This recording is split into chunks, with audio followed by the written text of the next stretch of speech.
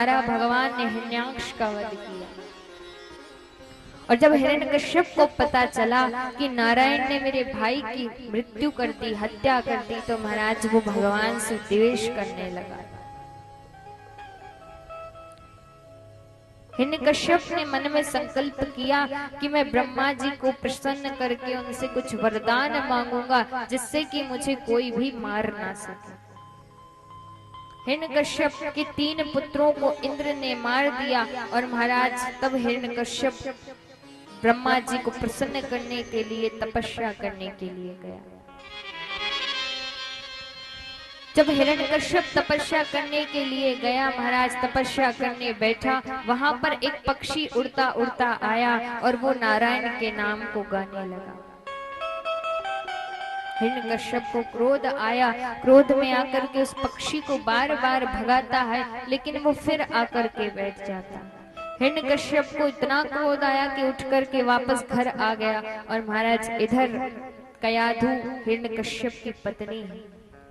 कयाधु ने हिरण्यकश्यप से पूछा कि आप तो प्रभु का भजन करने गए थे, ब्रह्मा जी को प्रसन्न करने गए थे, तो आप वापस क्यों लौट कर आ गए?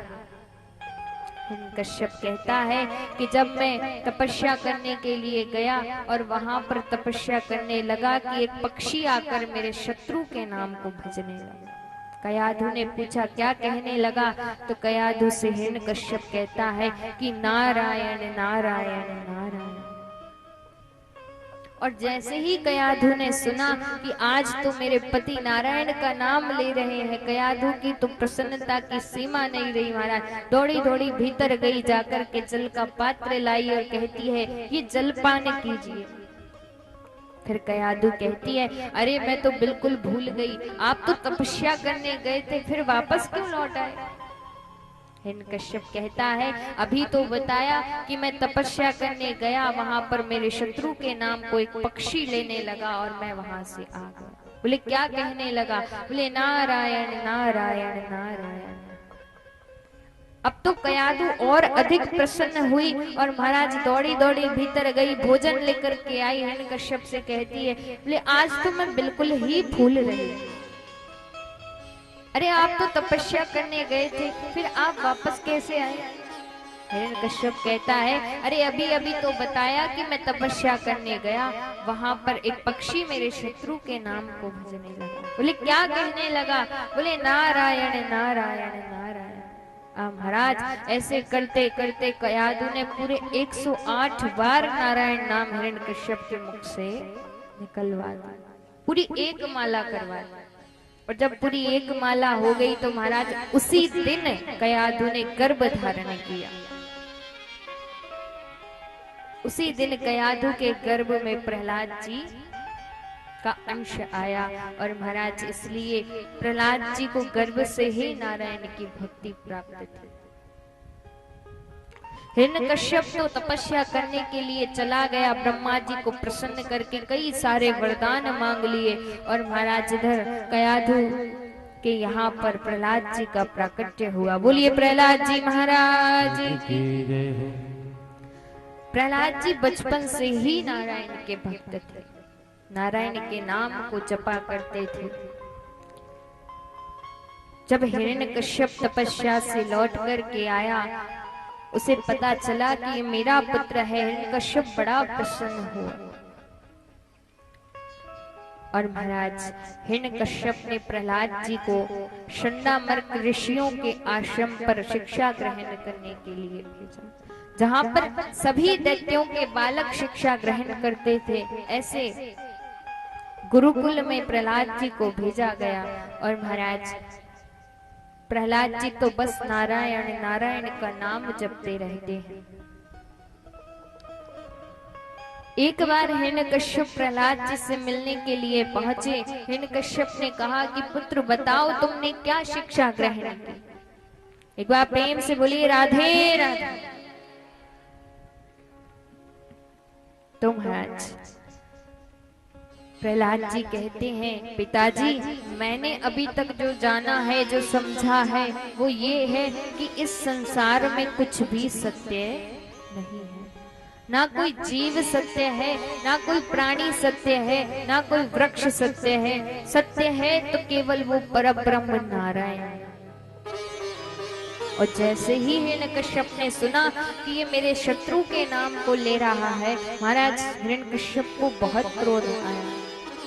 शंडामर्क ऋषियों से कहता है कि ऐसी शिक्षा तुम मेरे पुत्र को दे रहे हो, अगली बार यदि मेरे पुत्र ने मेरे शत्रु के नाम को लिया तो मैं तुम दोनों को छोड़ूंगा। हिरण्यकश्यप तो चला गया और महाराज प्रहलाद जी तो बस नारायण के नाम का गान करते हैं। एक बार प्रहलाद जी हिरण्यकश्यप के पास पहुंचे। हिरण्यकश्यप ने शंडामर्क ऋषियों के साथ प्रहलाद जी को बुलाया। प्रहलाद जी से कहता है कि पुत्र बताओ तुमने क्या शिक्षा ग्रहण की। तब प्रहलाद जी कहते हैं पिताजी मैंने तो ये जाना है कि प्रभु को प्राप्त करने के 9 मार्ग हैं।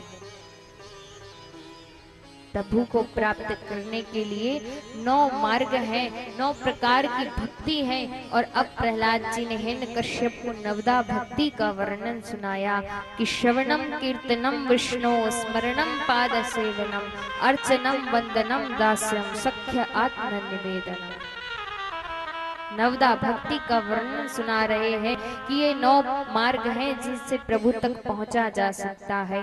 कौन कौन से? श्रवणम कीर्तनम विष्णु स्मरणम पाद सेवनम अर्चनम वंदनम दास्यम सख्य आत्म निवेदनम। पहली भक्ति है श्रवणम, प्रभु के भजन को श्रवण करें, कीर्तन को श्रवण करें, कथा को श्रवण करें। दूसरी भक्ति है कीर्तनम, भगवान का कीर्तन करें। तीसरी भक्ति है स्मरणम, प्रभु को स्मरण करें। चौथी भक्ति है महाराज पाद सेवनम, प्रभु के चरण कमलों की सेवा करें। फिर कहा गया है अर्चनम, अर्चना करें, वंदनम, प्रभु की वंदना करें, दास्यम, प्रभु की दास बनकर के रहें। फिर कहा गया है सख्यम, भगवान के सखा बन करके रहे। और अंतिम भक्ति बताई है महाराज आत्म निवेदनम, प्रभु को स्वयं को समर्पित कर दे, आत्मसमर्पण कर दे।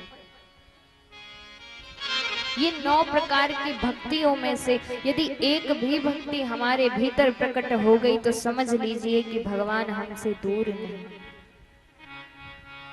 तो हिरण्यकश्यप ने जैसे ही सुना कि ये तो बार बार मेरे शत्रु के नाम को लेता है, प्रहलाद जी को कई प्रकार से मारने का प्रयास किया, ऊंचे पर्वत से धक्का देकर गिराया महाराज, विषपान करा करके, उबलते हुए तेल में डाल करके, होलिका की गोद में बिठा करके, हाथी के पैर के नीचे कुचलवा करके कई प्रकार से प्रयास किया प्रहलाद जी को मारने का।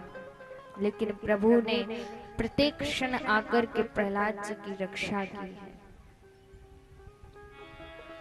क्योंकि जो भगवान के भक्त होते हैं उन्हें फिर किसी प्रकार की चिंता करने की आवश्यकता नहीं पड़ती महाराज, भगवान उसकी प्रत्येक क्षण सहायता करते हैं। कोई उसका कुछ नहीं बिगाड़ सकता जो भगवान का भजन करता है, प्रभु का नाम जप करता है। और महाराज प्रहलाद जी को पुनः शंडामर्क ऋषियों के गुरुकुल में भेजा गया। इधर सभी दैत्य बालक प्रहलाद जी से कहते हैं कि प्रहलाद तुम क्या नारायण के नाम को गाते रहते हो, तुम्हें तो अभी खेलना चाहिए, तुम हमारे मित्र हो, सखा हो, तो तुम्हें तो हमारे साथ खेलना चाहिए। प्रहलाद जी कहते हैं कि मैं कहता हूँ कि तुम ये खेल कूद छोड़ करके मेरे साथ नारायण का नाम लो। दैत्य बालक कहते हैं कि अरे हम क्यों ले तेरे नारायण के नाम को, तेरे नारायण करते क्या है, उन्होंने हमें दिया ही क्या है। जन्म माँ देती है, पालते पिताजी हैं, दूध दही घी हमें गौमाता से मिलता है, औषधियां पर्वत से मिलती हैं, तो फिर तेरे नारायण ने हमें क्या दिया है। प्रहलाद जी कहते हैं कि यही तो हम सबकी भ्रांति है कि हम ये समझ नहीं पाते कि ये जो वृक्ष है, जीव है, मनुष्य है, घर है, परिवार है, ये सब तो मेरे नारायण का दिया हुआ। ये सब भी तो हमें नारायण ने ही दिया है। और महाराज प्रहलाद जी कहते हैं कि जिस घर परिवार के लिए तुम इतना मोह रखते हो, ममता रखते हो, ये परिवार हमारे साथ नहीं जाता। प्रहलाद जी कहते हैं, घरानि भूमौ पशवो हि गोष्ठे, नारी गृह द्वारे सखा शमशाने, देहेश्चितायाम परलोक मार्गे, धर्मानुरागो गच्छति जीव एषः। क्या कहते हैं कि जिस परिवार के लिए इतना मोह ममता हम रखते हैं, न जाने कैसे कैसे कार्य करते हैं, झूठ बोल करके धन कमाते हैं, वो परिवार क्या करता है महाराज?